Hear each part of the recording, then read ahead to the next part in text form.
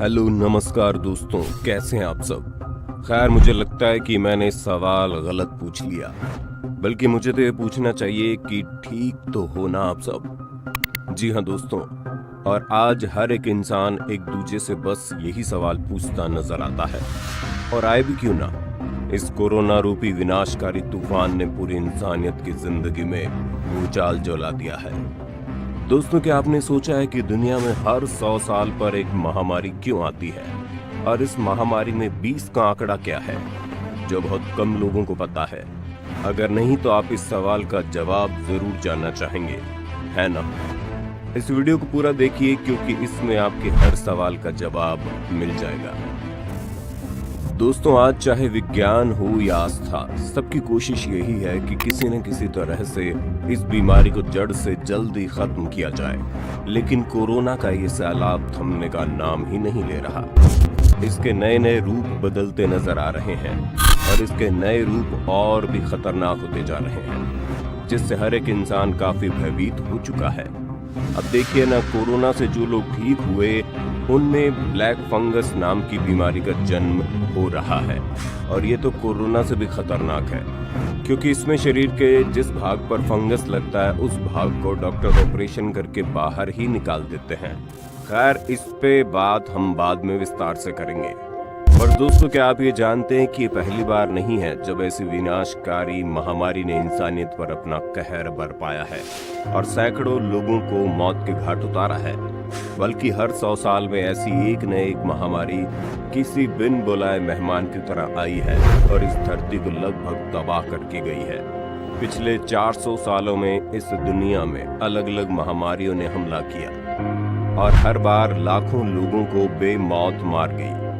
हर बार हमने इन महामारियों का इलाज ढूंढने में इतनी देर कर दी, जिससे लाखों करोड़ों लोगों की जानें चली गई। अब इससे कुदरत का कहर कहें या ईश्वर की लीला, जो इंसानी जिंदगी की परीक्षा लेती है, इस कहर में कई लोग बेबस होकर अपना दम तोड़ देते हैं, लेकिन कई लोग अपने बुलंद हौसले एवं अटूट विश्वास के दम पर इस परीक्षा में सफलता भी प्राप्त करते हैं। और अगर आप इस महामारी में अभी भी जिंदा हैं, तो अपने आप को खुशकिस्मत मानिए।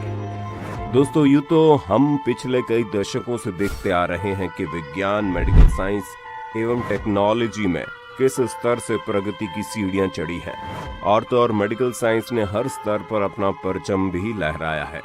पर फिर भी कई बार विज्ञान खुद भी ऐसी महामारियों के आगे बेबस लाचार होकर घुटने टेक देता है, जैसा कि अभी कोरोना काल में हो रहा है। लाखों डॉक्टर्स, साइंटिस्ट और टेक्नीशियंस मिलकर भी कोरोना के जहर को काटने का तरीका नहीं ढूंढ पा रहे हैं। तो आइए दोस्तों, हम आपको कुछ ऐसे बिन बुलाए मेहमानों के तांडव यानी कुछ बीमारियों के कहर से रूबरू करवाते हैं, जिन्होंने पूरी मानव जाति को झकझोर के रख दिया, और आज भी उन दिनों को सुनकर ही किसी शख्स के रोंगटे खड़े हो जाते हैं। दोस्तों, पर इन सभी महामारियों के कहर में एक चीज जो काफी ज्यादा कॉमन है, वो है 20 का आंकड़ा। जी हाँ दोस्तों, चाहे वो 1720 हो, 1820 हो, 1920 हो या फिर 2020 हो, ये वो साल रहे हैं जब इंसानी जाति ने मौत के तांडव को देखा है, और तबाही के बेदर्द मंजर किसे कहते हैं उससे भी रूबरू हुए थे। तो आज हम आपको इस वीडियो के माध्यम से बताएंगे आखिर क्या है ये 20 का आंकड़ा, कैसे इन महामारियों ने मानवता की सुंदरता को कलंकित किया था और चारों ओर मौत का तांडव नचा दिया, जिसे अगर आज भी याद किया जाए तो हर एक इंसान के रोंगटे खड़े हो जाते हैं। दोस्तों, सबसे पहले हमारी सूची में है प्लेग, जो सन 1720 में फ्रांस के मार्शाली शहर में पनपा और उसके बाद पूरी दुनिया भर में अपना कहर बरसाते चला गया। इसलिए उससे प्लेग ऑफ मार्शली भी कहा जाता है। पर भारत में ये बीमारी चीन से आई, और चीन के अंदरूनी इलाकों में ही सबसे पहले उस वायरस ने अपने पैर पसारे थे, और फिर वहीं से पूरी दुनिया में फैलना शुरू हो गई। भले ही उस समय इंसानी आबादी कुछ खास नहीं थी, फिर भी इस महामारी ने करीबन 1.5 लाख लोगों की जान ले ली थी, जिसमें से 50,000 लोग तो बीमारी से संक्रमित होने पर ही मौत के शिकार हो गए। वहीं बाकी इस बीमारी से पीड़ित लोगों की मौत 2 साल बाद हो गई। परिवार के परिवार, बस्तियों की बस्तियां इस महामारी ने निगल डाली थी। 1720 के ठीक 100 साल बाद जब प्लेग का जहर खत्म हुआ तो कोलेरा ने अपने पैर पसारना शुरू कर दिया। ये समय था 1820 का। ये बीमारी भी वायरस से हो रही थी, जिसमें पीड़ित को उल्टी, सरदर्द, बदन दर्द जैसी समस्याएं होती थी, जिसके कारण उसके शरीर में पानी की कमी हो जाती और वो व्यक्ति मौत के घाट उतर जाता। कोलेरा ने अपना कहर ज्यादातर एशियाई देशों में बरसाया था, जिनमें चीन, भूटान, जापान, बैंकॉक, भारत इत्यादि शामिल थे। इस महामारी से सबसे ज्यादा मौतें थाईलैंड एवं फिलीपींस में हुई थी। ये देखिए लोग कैसे खून की उल्टियां करते हुए मरे पड़े हैं। तो दोस्तों फिर जैसे ही 100 साल गुजरे, ठीक वैसे 1920 में एक और बिन बुलाए मेहमान की तरह स्पेनिश फ्लू ने इंसानी जाति पर पंजा कसना शुरू कर दिया। जी हाँ दोस्तों, प्लेग और कोलेरा के बाद स्पेनिश फ्लू सक्रिय रूप से फैलने लगा। इस बीमारी ने वर्ल्ड वॉर खत्म होने से पहले ही अपने रंग दिखाने शुरू कर दिए, क्योंकि ये वर्ल्ड वॉर के दौरान पश्चिमी मोर्चे के आर्मी कैंपों में तेजी से फैल रहा था। दोस्तों आश्चर्य की बात तो यह है कि जब वर्ल्ड वॉर खत्म हुआ और सारे सिपाही अपने अपने घर लौटने लगे, उसी समय इस बीमारी को और बड़े पैमाने में संसर्ग मिला और उसने काफी लोगों को अपनी चपेट में ले लिया, जिससे मृत लोगों की संख्या इतनी हो गई जो वर्ल्ड वॉर में मारे जाने वाले लोगों की संख्या से कई गुना ज्यादा थी। और अगर आंकड़ों पर नजर डाली जाए तो तकरीबन 5 करोड़ लोग इस महामारी की भेंट चढ़ गए थे।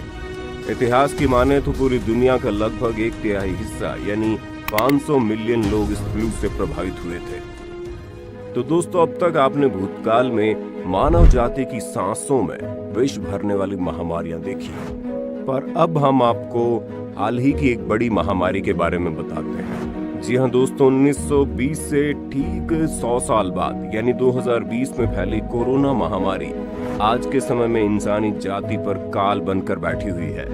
दोस्तों अब तक हमने आपको जितनी भी भीषण बीमारियों के बारे में बताया, ये सब उस समय के थे जब मेडिकल साइंस ने उतनी तरक्की नहीं की थी। पर आज तो मेडिकल साइंस ने अपने दमखम का परचम लहराया ही है, पर फिर भी इस महामारी को रोकने में सक्षम नहीं हो पा रही। और अब तक इस कोरोना वायरस से सैकड़ों लोग पूरी दुनिया भर से दिन प्रतिदिन अपनी जिंदगी की जंग हार रहे हैं। कोरोना वायरस पूरी दुनिया पर कहर बनकर टूट पड़ा है। रोज मृतकों और संक्रमितों की संख्या लगातार बढ़ती ही जा रही है। ऐसा लगता है जैसे मानवता इस महामारी के चंगुल में फंसती जा रही है। डॉक्टर्स एवं विशेषज्ञ भी ये अनुमान नहीं लगा पा रहे कि आखिर ये कोरोना महामारी कब तक सक्रिय रहेगी। इस महामारी के कारण आज हम खुली हवाओं में सांस लेना और खुलेआम सड़कों पर किसी भी डर के बिना घूमना ही भूल गए हैं। पैसे के पीछे भागती दुनिया आज अपनी जान बचाने के लिए काम काज छोड़कर घरों में बंद है। पर दोस्तों क्या आप ये जानते हैं कि कोरोना और स्पेनिश फ्लू के बीच एक समानता है। हालांकि स्पेनिश फ्लू की तुलना में कोरोना से संक्रमित लोगों की मृत्यु दर काफी कम है। अभी तक इस बीमारी से मरने वाले लोगों में अधिकांश बूढ़े लोग हैं और ऐसे लोग जिनकी रोग प्रतिरोधक क्षमता कमजोर थी। ऐसे लोगों में संक्रमण भी आसानी से हुआ और उन्हें निमोनिया भी हो गया, जिसका सीधा असर उनके फेफड़ों की क्षमता पर पड़ा। पर दोस्तों आज यही सबसे बड़ी जरूरत है कि हम सब घर पर ही रहें, मास्क पहने, खुद को सैनिटाइज्ड रखें और डॉक्टर्स के सुझाव दिए गए हर एक प्रिकॉशन मेथड को अच्छे से फॉलो करें। तभी हम कोरोना रूपी असर को हमेशा के लिए खत्म कर पाएंगे और फिर से खुल के जिंदगी जी पाएंगे। इंसान जब जब सोचने लगता है कि उसने अपनी मेहनत और बुद्धि के बल के द्वारा खुद को सबसे ऊंचा बना लिया है, तब तब प्रकृति अपना विकराल रूप दिखा देती है। प्रकृति अपने प्रकोप से इंसान को हर बार ये समझा जाती है कि उसने ही इस दुनिया को बनाया है और वही है जो इस दुनिया को पल में तबाह भी कर सकती है।